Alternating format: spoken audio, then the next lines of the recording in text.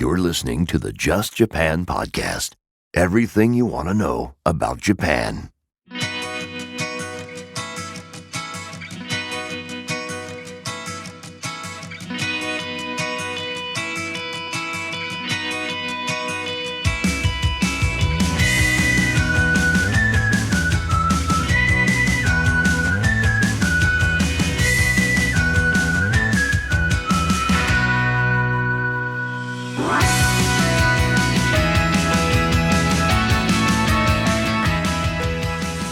Hey there, folks, and welcome to episode number 149 of the Just Japan podcast. Everything you want to know about Japan. This is the weekly podcast that brings you all things Japan, the culture, the history, the food, the drinks, the martial arts, the pop culture, the you name it. Every week, a different topic.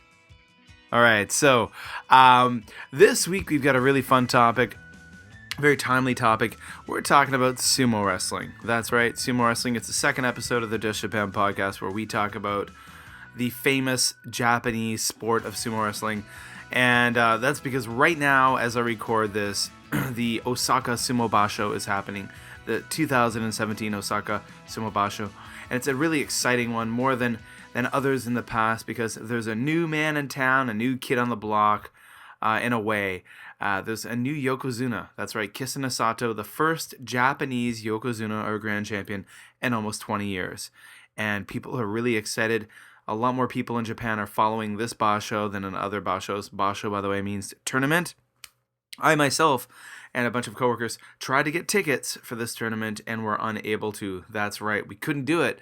And we're all on holiday right now, which means we can go 7 days a week. We can go Monday, Tuesday, Wednesday, Thursday, Friday. But even on those weekdays, everything was sold out, which is unusual because I've gone to the Basho before and it was never an issue to get tickets. But again, so of course, when I want to talk about sumo, hey, I know a little bit, but I know someone who knows a lot more, and that would be Mr. Jason Harris.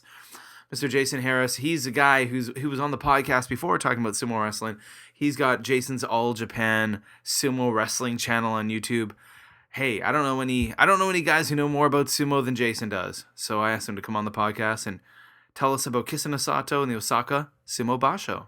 All right, folks, of course, you can always find the Just Japan podcast on all major podcatchers. We're on iTunes, Stitcher, Libsyn, SoundCloud, you name it. Just do a search on Google, on the Googles, for Just Japan podcast, and you can find out how to listen to us. Or go to the home of the Just Japan podcast, justjapanstuff.com. Posted some great new articles on justjapanstuff.com this week. We got one about where I'm jokingly talking about 5 maddening things about Japan. And ironically enough, that post about 5 maddening things about Japan, I couldn't actually post it on Facebook. I kept saying that it was spam. I tried posting on several different accounts from my computer, mobile device. I couldn't do it. It just kept saying it was spam. It was spam. I couldn't post it. So go to Just Japan Stuff. You can read that one. I got an article about, I wrote about 10 reasons why you should come to Kobe, Japan. Got some stuff about food there. Got some stuff about just, is Japan as awesome as we think it is? Or we dream it up to be? And got some other just a lot of content there. There's the podcast, but go to justjapanstuff.com because there's a lot of great articles about Japan. Some I've written, some are written by guest posters and guest bloggers, trying to turn Just Japan Stuff into something more than just the podcast page. And it is really turning out that way, and the traffic is going up. So please go over there, bookmark that site, share justjapanstuff.com with your friends, the people you know who like Japan stuff. It'll make them happy. Oh yeah. Real happy. Okay, folks, these links will all be in the show notes for this episode of the podcast, episode number 149 over at justjapanstuff.com. But as you guys know, for the last year, I have been a Kobe PR ambassador, City of Kobe Public Relations ambassador. And essentially what that is a group of myself and 18 other foreigners who live here in Japan. We live in Japan, we work in Japan, we study in Japan. We're English speakers, and we basically, with our free time, explore Japan and share it on social media, on Facebook, on Instagram, on YouTube, on Twitter. That's what we do. We're trying to promote the city of Kobe and get more people to come here and visit here because it's freaking awesome. Now, of course, there's no shortage of visitors from other Asian countries coming to Kobe. Definitely, the numbers of Chinese visitors and Korean visitors continues to skyrocket every month, every year. But what we're trying to do as Kobe PR ambassadors is encourage more Western, European, North American, South American, Scandinavian, African, English-speaking tourists to come to the city of Kobe. A lot of people, when they think about Kobe, they think about when they think about Japan, they automatically think about Tokyo, Kyoto, but a lot of people don't think about Kobe. So we want you to come here and visit. And that's why I wrote earlier today, I'm recording this on the 12th, I wrote an article on justjapanstuff.com about 10 reasons why you should come to Kobe. So go check that out. But I'm also going to be posting in the show notes for this episode some awesome videos. My family and I took part in a promotional video, a tourism promotional video to promote agritourism or agricultural tourism here in Kobe. So if you go to harvestkobe.jp, and that link will be in the show notes. You can go check out my video with my family. You can see my wife and my kids, Kai and Rena, are in there. We did a video promoting persimmon picking. There's some other great videos in there about picking strawberries, pears, and grapes, because that's a really awesome thing that you can do here in Kobe, Japan. You can come here and you can experience the coolness, the awesomeness of the city, but then you can get away into the mountains, visit some farms, and pick fruit, pick vegetables, get connected with the agricultural side, because it's one very cool thing about the city is that we've got the city, the urban area, but there's nature right in there. There's farms within city limits, and we're trying to really promote people to visit them, and encourage people to get involved in agriculture, like just to explore that side of Japan. A lot of people don't do that when they come to Japan. So go to harvestkobe.jp, check it out, and I'll also put the extra links to my video in the show notes and the videos of the other fine Kobe PR ambassadors who took place in this awesome project. All right, without further ado, let's get into some sumo talk with Jason Harris, the man who knows about sumo here in Japan. Please hang up and try again. Folks out there in Just Japan podcast land, I'm very happy to have a returning guest to the podcast, but someone who's not been here in quite a long time. A man who knows a lot about sumo wrestling, Mr. Jason Harris.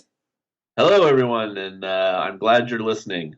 Yes, and I'm glad that they're listening to you, and I'm glad that you're here. So, I wanted to have Jason on the podcast because, I live in the Kansai region of Japan, in Kobe, and right now, actually, we're recording this on the 12th of March, Sunday. Yes. The first day of the annual Osaka Sumo Basho has just been completed. Right. And I missed it all today. So no. yeah, missed it all. So I'll get a recap from you about today, and then the reason why I wanted to talk to Jason was to find out, for all of you who may be new to sumo, a little bit about sumo, but about the Osaka Basho, and there's been a lot of news going on, especially with a certain wrestler. Yes. Yeah. So before we jump into that, for those who may be new to the podcast and may not be familiar with you, Jason, can you tell the listeners a little bit about yourself, where you're from, what you do in Japan? Well, I'm originally from America. I moved to Japan in 2004, and I've been a teacher at various institutions, university, JET ALT, and now at a private high school where I teach history.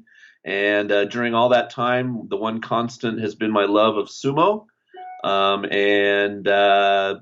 I have started a channel on YouTube where people can go and watch sumo in English, and it's gotten more and more popular over the past 3 or 4 years. Nice. As has sumo. It's kind of resurged in popularity since the lows of 2011, when we had some scandal and we had the massive earthquake and tsunami here in Japan. But it's bounced back, and one of the main reasons is the man we're about to talk about, Japanese-born Kisenosato. That's right. We're going to be talking about this guy coming up soon. But first, before we jump into that, I'm curious, how did your love affair with sumo begin? Where did that start? Where did it spawn? The simple answer is that when I was in ALT, I would get off work most days at 4:30. Okay. And I lived fairly close to school, so I'd be home before 5. And I lived in very, very rural Shimane-ken, I got maybe 5 channels on my television, Okay. and they're all in Japanese, of course, but the NHK does do an English simulcast every day from 4 to 6 p.m. on Sumo, which is basically the upper division matches. So you can hit a button on your remote control if you live in Japan and watch the footage in English. Which is what I do. And I do that too. yeah, and so I discovered that, and it was like a little nice oasis of English in my 24 hours of hearing nothing but Japanese most of the time. And I just got addicted slowly over time, just watching each bus show. There's 6 of them a year, every odd numbered month. So it's a steady diet if you get into it. Hmm. And yeah, I started out obviously knowing nothing. I'd never seen it before growing up in America, but I love it now. It's my number one favorite thing. Awesome. And you've got quite a following now on your Sumo YouTube channel. So I know that obviously, I know you from the early days of Japan video blogging and all that stuff, where YouTubers back in the day. Right. But, so you've had a few YouTube channels, but Uh-huh. how did the sumo one come about? Why did you decide to put that together? And can you tell me a little bit about the kind of growth and popularity of your sumo channel? Sure. So I started blogging just about living and working in Japan 10 years ago in 2007. And I have a channel called My Argonauts where I got popular for a while talking about how to become a jet, which Hmm. is a type of teacher that you can become if you want to come and live here in Japan, the jet program. And while I was doing those videos, the sumo was happening. And I just said, this is Japanese culture. Maybe I'll put up a video or two, and I would just point my rudimentary camera at the television and sort of talk over the video. And those videos have always remained popular. And eventually I said, you know what? Instead of just doing 1 or 2 videos during the 15 days, let me try to do at least 1 or 2 videos every day. Mm. And I said, you know what? But that material is so different than everything else in the subscriber feeds. There's some people that like my videos about Japan that don't want to watch sumo. So let me create a separate channel. And that's what I did in about 2010. And it's just slowly grown. I've got over 5 million views now. I think I'm about to pass 14,000 subscribers. Oh, nice. And yeah, it's really gratifying. People from all over the world, a lot of people that used to live in Japan at one time or have been to Japan. And, obviously it's very hard to find sumo uh, on any kind of, regular basis in other countries. Yeah. So YouTube is one of the few places they can turn. And NHK has slowly stepped up their efforts. They now offer a once a day half-hour kind of highlight show that's in English on NHK World. So that's great. That's just come about in the past year. So they're finally kind of catching on to, hey, we need to offer more to this large community of people that love sumo but can't access NHK or don't speak Japanese. Yeah. So yeah, hopefully my channel will stick around, and I've got a great community of fans that are very helpful to each other. They answer questions in the comments, and I'm just so pleased that they all have come along and found sumo and watch it with me. It's like watching somebody on the couch next to me that I get to talk to while I'm watching sumo. Awesome. Nice. Um, you know, you like you said, you've got this community now, that's really interested in things. And I think right now, this tournament, I'm sure your community is more interested than probably most tournaments in the past. Hmm. Um, you know, I will, and as I set this up to talk about Kisenosato, I've been to the Osaka Basho a couple of times to watch Oh, good. matches. Always a delightful, wonderful, fun experience to actually go to live sumo. Hmm. This year, however, myself and a group of colleagues looked into getting tickets about a month ago, and not a snowball's chance in hell. Nope. Every single day of the tournament, even like I'm on a holiday now, so I'm on holiday until April, as are my coworkers. So we Hmm. could go on a Monday, or no, we're not talking just like the weekends, Yeah. like the Monday or Tuesday or Wednesday, whatever it is, we're available to go. We like just booked solid, everything sold out the whole tournament. Yeah, on like the first day. Yeah, and Tickets went on sale. Yeah. and in the past, it was not a problem at all to get tickets. No. for weekday matches. So why is that, good sir? Well, what's happened is we've had a very dominant Yokozuna. His name is Hakuho. He's from Mongolia. He became a Yokozuna in 2007 and really has had a stranglehold on winning the tournaments each time. He's won an amazing amount of them now. And that's finally started to ease off. He's not quite as dominant as he once was. And for the first time last year, we had a Japanese rikishi, a Japanese wrestler, win a tournament for the first time since 2004, I believe, was the last time a Japanese rikishi had won. And that was Kodo Shogiku, and he won in January, and it was kind of like it had been like 10 years. And then we had Goedo and Ozeki win his first basho last year, and then Kisenosato won the very first tournament of this year in January. So more people are winning. It's creating more interest. It feels like, Hakuho's not going to always just be the default winner every time, that other people have a chance. And then, of course, if you want to get into it, we can talk about Kisenosato specifically. Yeah, absolutely. Let's talk about Kisenosato. You tell us a little bit about him and kind of his history in sumo and where he started, where he is now. Yeah, so he has been in the upper division for a long time, about 73 tournaments, in fact, and there's 6 a year, so do the math, that's over 10 years.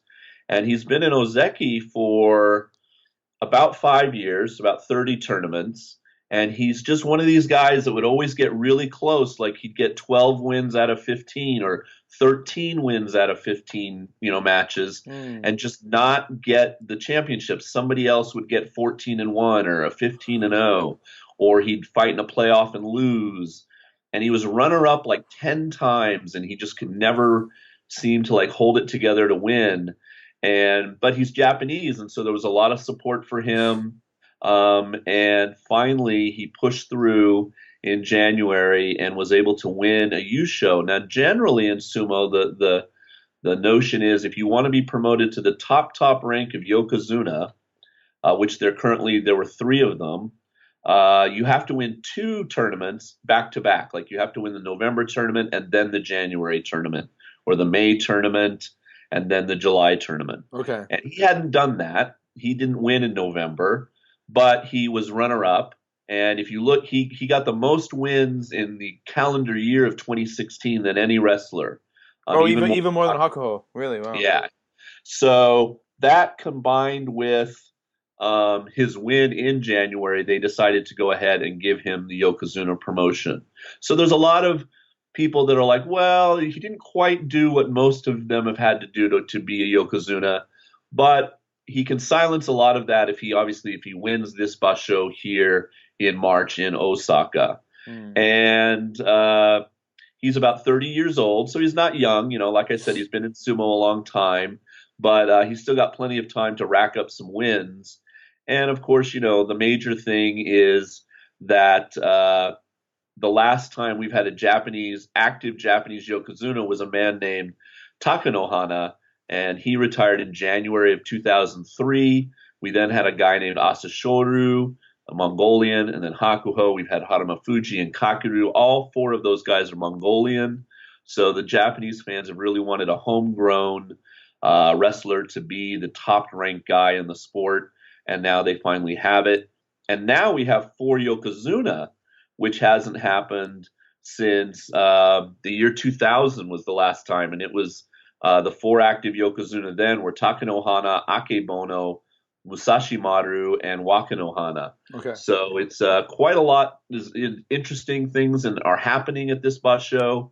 And just to get really geeky and top it all off, we have an interesting situation with an Ozeki, the second highest rank, named Kodo Shogiku, who didn't get enough wins to stay at that rank last tournament. So he gets this special one-time chance. He goes down a rank to Sekewake, and he has to get 10 wins out of 15 matches. If he can do that, he bounces back up to Ozeki automatically. If not, most people say he'll probably retire from the sport. So there's a lot going on this basho, a lot to keep you interested in tuning in every day, and I hope I hope it's an exciting basho. Wow. A lot of stuff there. A lot of interesting Yeah, things. Now, some things I'm curious about. I know even my wife and I were discussing this. Obviously, now you've already mentioned that there's this Ozeki right now, the second ranked, level, he was relegated down a level to Sekewake. Now, right. once you become a Yokozuna, and here's something my wife and I were discussing, you can't get relegated down a level, right? You are a Yokozuna forever, aren't you? Right. Unless you retire. Right. If you don't perform well, and this has happened to some Yokozuna, that have been Yokozuna even less than a year. If you don't perform well at the rank, if that was the peak, was you getting to the rank and you just flatten out after that, they put pressure on you and you retire. Okay. There is no going back down or starting over or anything like that. So yeah, once you're a Yokozuna, you get that rank forever, and you're always called that. And that then some there are Yokozuna who've attained the rank. It's rare and have never won a tournament after that. Oh, really? Yeah. So it does happen to some guys. It used to be before Hakuho. It used to be if you won 10 tournaments as a Yokozuna, that was huge. That put you in the record books. And Asashoru came along and won 25 in his time. And at the time, people were like, 25, damn, that put him like number 3 on the list behind like two legendary Yokozuna from days past, Chiyonofuji and Taiho. And, Taiho is at 32. And people thought, oh, that 32, that'll never be broken. And now we have Hakuho who came along. He currently has 36. He broke that record wide open. He said that he wants to go for 40.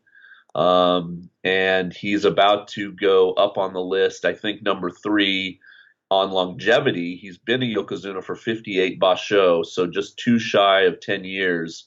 And if he gets to 60 this year, which he should, unless his arm falls off or something, he will go up to number 2 on the list there. So every record is being shattered by this guy, and but all attention is off. Nobody cares about Hakuho right now. It's all about Kisenosato, Yeah.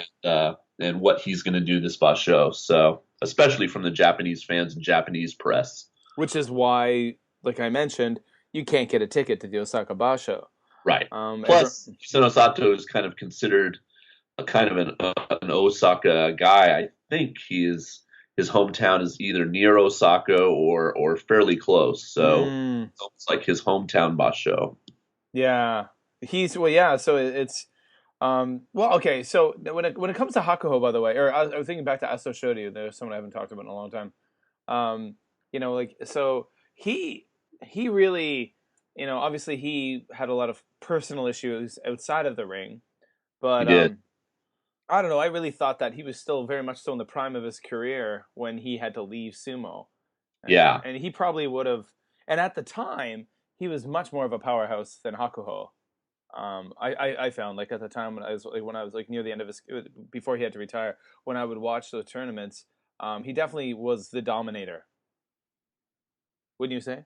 Oh, absolutely. I mean, he was the sole Yokozuna I started watching in 2004, and he was the only Yokozuna at the time. And so I thought there could only be one. And it wasn't until 3 years later in 2007 when we finally got a second one. So for 3 years, he was it. And one thing he did in 2005, which Hakuho has never done, is he won every tournament in that calendar year, all 6 in a row, including the previous November, 7 in a row. Now, Hakuho has won 7 in a row before, but not all in the same calendar year. He's never gotten 8, though, so that's a record he shares with Asashoru. Yeah, it's he was definitely very dominant, and he was my favorite guy for a long time. He was so flashy and fun and entertaining to watch. Hakuho is definitely more the dignified. He takes it very seriously, etc. Different style than Asashoru, which is great. That's what you need in a good rivalry. And they were good rivals for about 3 years until Asashoru retired in 2010. Yeah, he went out. under a little bit of a cloud of a thing where he'd gotten in a bar fight and supposedly punched a guy, and they just don't like that here in Japan. And unlike some of the rikishi that come from foreign countries, like say Koto Oshu from Bulgaria, who married a Japanese woman and has become a coach and stayed here in Japan, Asashoro, as soon as he retired, he went back to Mongolia. He has no love lost with the country of Japan. Yeah. So that obviously plays to fans in a certain way, but you can't deny his talent. He was an amazing yokozuna, and I was glad that I started under watching him because it was just so much fun. Wow. Oh, by the way, speaking of Kotoshu, I just read, excuse me, an article that was published, I think, the beginning of this month in the Japan Times, that Kotoshu, who is now a Japanese citizen, right? He's left his stable and he's starting his own stable. That's right. I think I heard that. Yeah. Which is interesting. That's Yeah, cool. yeah. So, I mean, they do that sometimes. They split up because he wasn't the main coach in his stable. He was kind of like the second in command. So maybe he wanted to be in total control, and you can try to do that, and recruit wrestlers and try to get them into the system and hope they go up the Banzuke and achieve success. Yeah, cool. So Kisenosato is the man to watch for this tournament. What do you now? I mean, hey, you're the student of sumo. You're the person who watches and follows it. What are your thoughts on this basho? Do you think Kisenosato going into this has a good chance? Well, it's funny that you asked me that because, and I should really quick for the people that are listening that know sumo, I should correct myself. Kisenosato is not from Osaka. He's from Ibaraki Ken. I just looked it up on my phone really quick to double check myself. Okay. So he's not from Osaka. That's north of Tokyo. Okay. Yeah, it's much closer to Tokyo. So I was wrong there. But anyway, if you'd asked me 3 hours ago before the day's matches went, I would have said it was probably a good chance that Hakuho is going to bounce back. We've also got a healthy Kakeru, a healthy Haramafuji back. It's rare for a guy to get promoted to Yokozuna and then win the basho, where his debut. There's jitters. He did a lot of partying. Maybe he didn't get as much practice in, yada yada yada. But today, both Haramafuji and Hakuho lost. Oh, really? On day one, yeah. So it's I think it's going to be a wild, crazy basho, and I really don't know who's going to emerge victorious. It's obviously, still way too early to really say, but Kisenosato looked good today. He didn't look jittery. He had a tough opponent and he won well. So, it's just, the fans are definitely going to be behind him, cheering his every move. So, if he can, gather all that as a positive and help himself that way, I think it'll be a great basho and a lot of fun to watch. Cool. Yeah, I'm looking forward to watching over the next few days that I'll be actually home. I'm home on vacation, so I guess the Osaka Basho is the one tournament I get to actually see some of. Now I'm curious with regards to just kind of your thoughts and impressions. We've got 4 Yokozunas right now, Hakuho, Haramafuji. They've been there for a while. Right. I don't know. Again, here's something my wife and I talk about. We know that, she's interested in sumo, and we talk about Hakuho. Obviously, he's been the dominant fighter for a long time. But would you say that Hakuho and maybe Haramafuji are in the twilight years of their careers?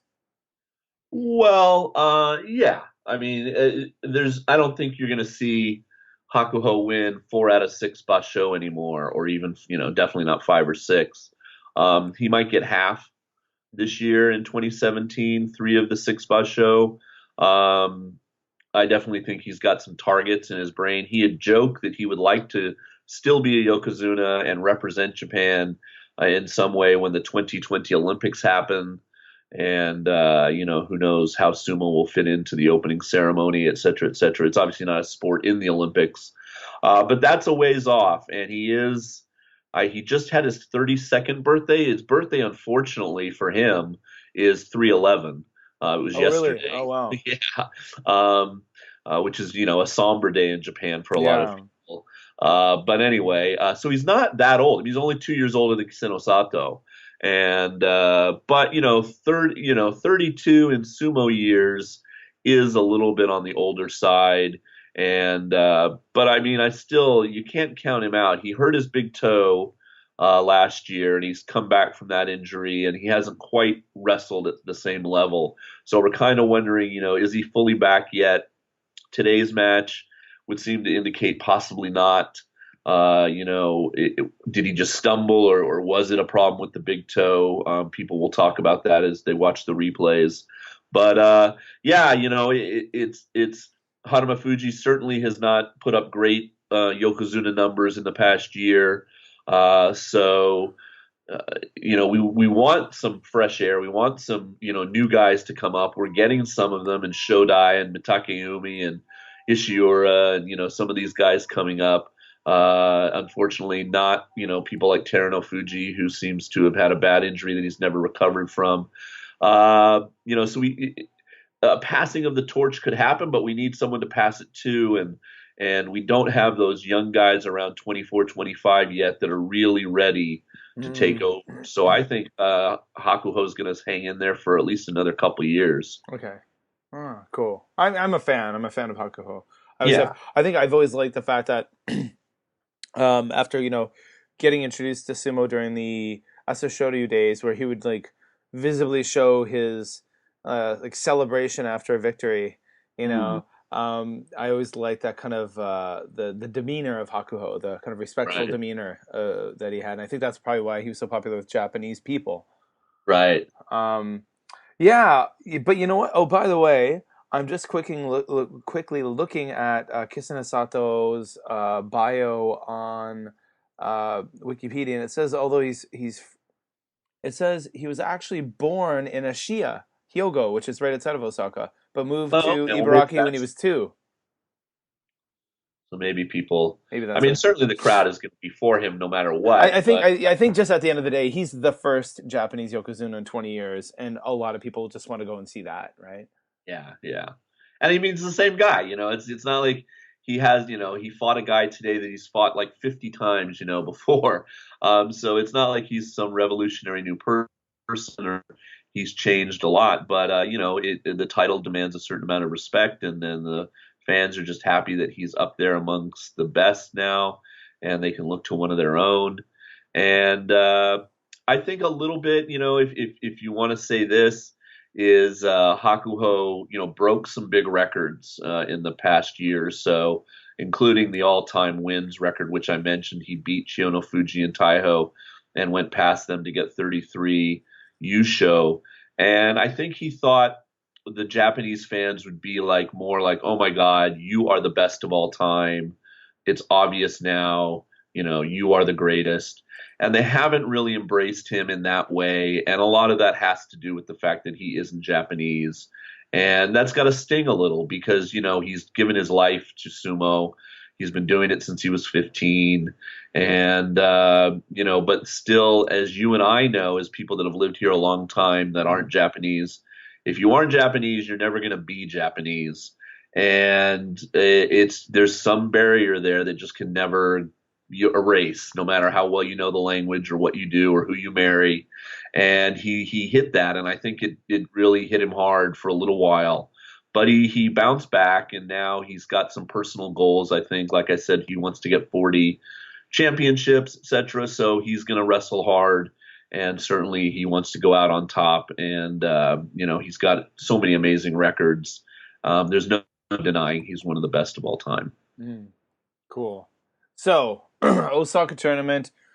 Who do you? And I know it's only the first day, and a lot can happen in 2 weeks of wrestling.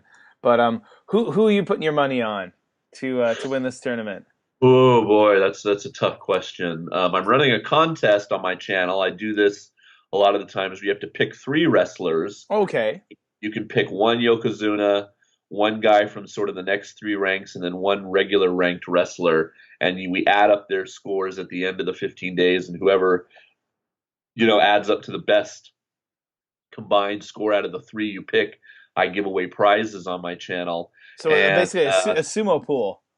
Yeah, and so I've had 250 people enter the contest or something, I think, so far. Wow, no way. Uh, Wow, that's huge. yeah, so it's getting very popular, and people enjoy it. It gives them someone to root for. And a lot of people picked Hakuho, of course. I limit them; they can only pick one Yokozuna.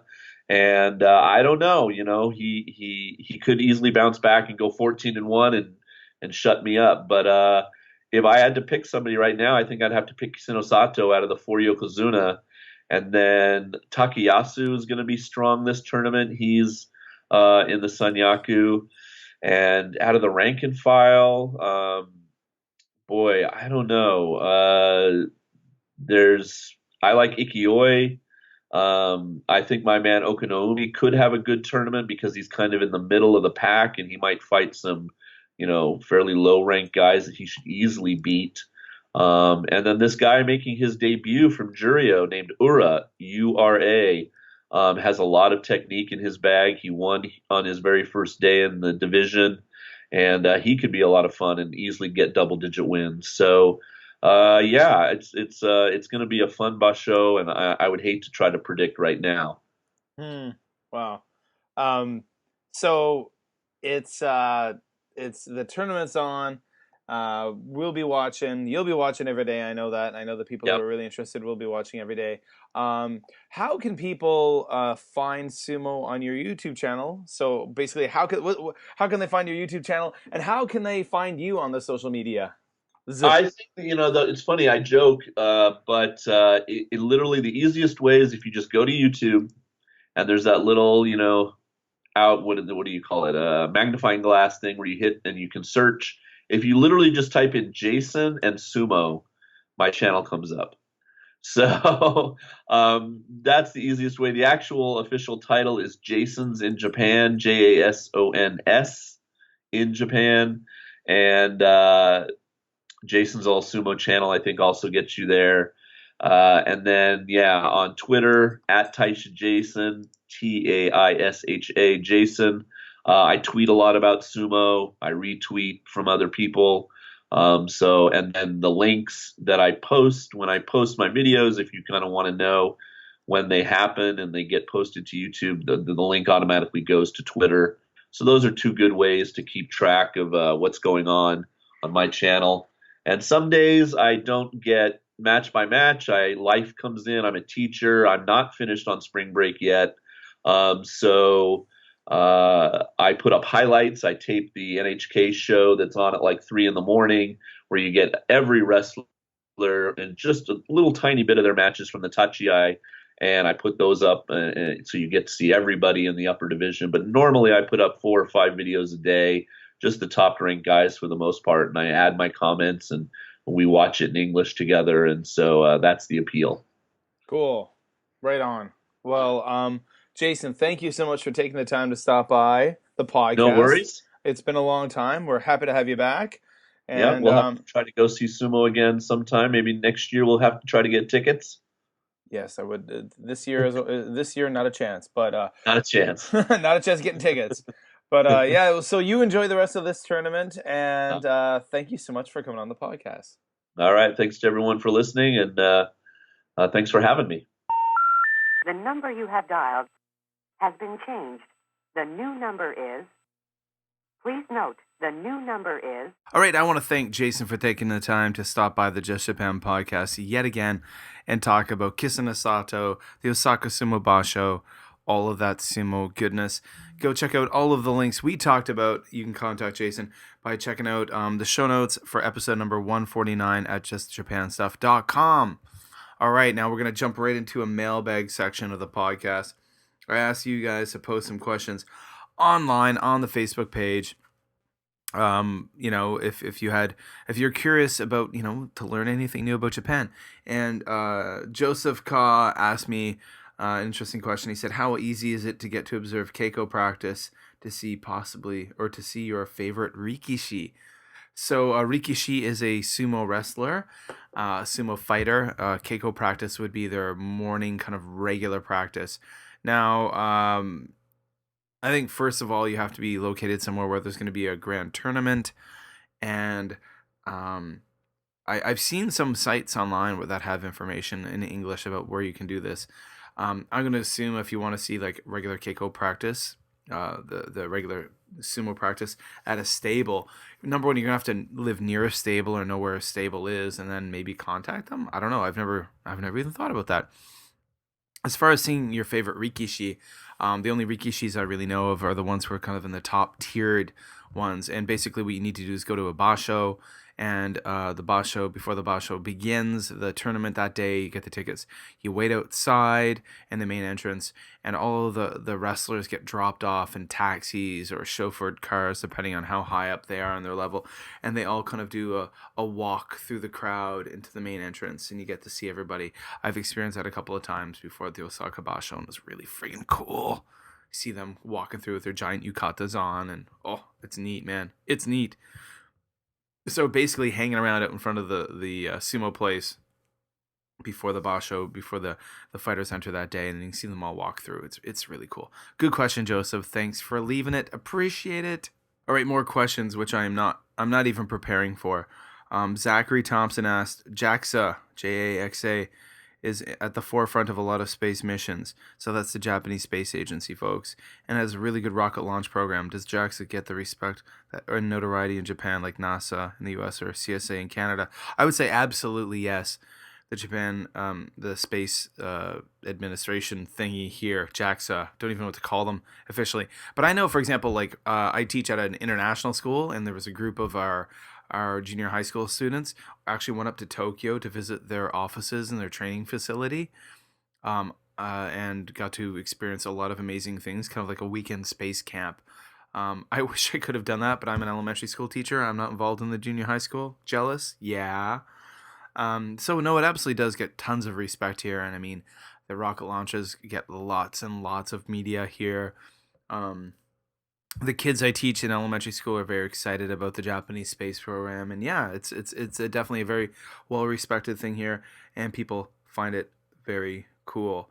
Ben asked a question. Training via online videos is super common for many healthcare professions in Japan. Does Japan operate the same way, or would they be absolutely shocked if someone made them watch an online video as training for their job? Okay, as far as online training goes in Japan, I'm going to assume, I'm going out on a limb here. Those of you out there listening who may know more than me, correct me. I'm going to say no. I'm going to say that online training is not something common. Even online learning is something, we are trying to introduce into my international school Khan Academy this year. And Khan Academy is an amazing learning tool where you can do like online learning for free. And we were introducing that as a learning tool for mathematics. And, that was something that a lot of Japanese parents had a lot of trouble wrapping their heads around, the idea of having online learning. Again, I'm going to throw, just because, we talked about this in the last episode of the podcast, the Japan myths, about how Japan isn't as high-tech as you might think it is. And I'm going to go that way with online training as well. I'm going to assume it's not very common here whatsoever. So yeah, that's what I think. If I'm wrong, please correct me, guys. Send me a message, email me at justjapanpodcast@gmail.com, or make a comment on the Facebook page or something like that. Let me know. James over at the ALT Insider asked me, best chain Japanese food restaurant in Japan. Japanese food restaurant? Like if it's fast food, the Japanese fast food restaurant, the best chain I'm going to say is Moss Burger. Best quality food, tastiest food. Portions are too small, but it's tasty. For fast, kind of like Japanese fast food in a pinch, I'm going to say Sukiya. I like Sukiya. I haven't been there in many years, but I think that would be it. For sushi, I don't know what you have up in other parts of Japan, but like down here in the Kansai area, there's a place called Karazushi. Karazushi is a fun kaiten sushi place, conveyor belt sushi place that kids love, and so do I. Karazushi. Oh, it's great. We're going to go there later this week. My son's graduating from kindergarten, and it's his favorite place in the whole world, his favorite restaurant, so we're going to take him there to celebrate his graduation from kindergarten. We're sorry, the number you have dialed is not in service at this time. All right, folks, that does it for another episode of the Just Japan podcast. Everything you want to know about Japan. My name is Kevin O'Shea. I'm a Canadian. I live right here in beautiful Kobe, Japan. And each week I make this podcast for you awesome folks because you rock. Of course, you can always find me on Twitter at JLandKev, on Facebook, facebook.com/justjapanstuff, on Instagram at JLandKev. Find me on YouTube at Busan Kevin. All these links will be in the show notes at justjapanstuff.com, plus a ton of other really cool Japan-related content at justjapanstuff.com. Go check it out. I really appreciate you guys taking the time to listen to the podcast, to download the podcast. Oh, one thing I do want to mention. This was mentioned to me by a couple of listeners about the interview portions of the podcast recently. You'll notice a volume differentiation between myself and the guest where my volume is lower. I'm sorry about that. Trying to figure out how to remedy that. Basically did a software update on my Skype call recording software. And after I did the update, that's what's going on. Pre-update, voice levels were, the sound levels were even between myself and the interviewee. Did an update of the software, and now it's a bit mixed up. I don't know why. Well, hopefully we can figure things out in the next few weeks. All right, folks, you guys are awesome as heck. Remember, you can support this podcast by sharing it with your family, your friends, your colleagues, your coworkers, or just sharing it off into the interwebs on Twitter, on Facebook. Talk about it, share it, spread the word of the Just Japan podcast, get more people listening to this show. It's you guys who make it happen, and it's you guys who can make it happen even more. All right, guys, that's it for another week of the podcast. My name's Kevin. I'll be talking to you guys soon, and wherever you are in the world, I hope you're happy, hope you're healthy, and I'll be talking to you real soon.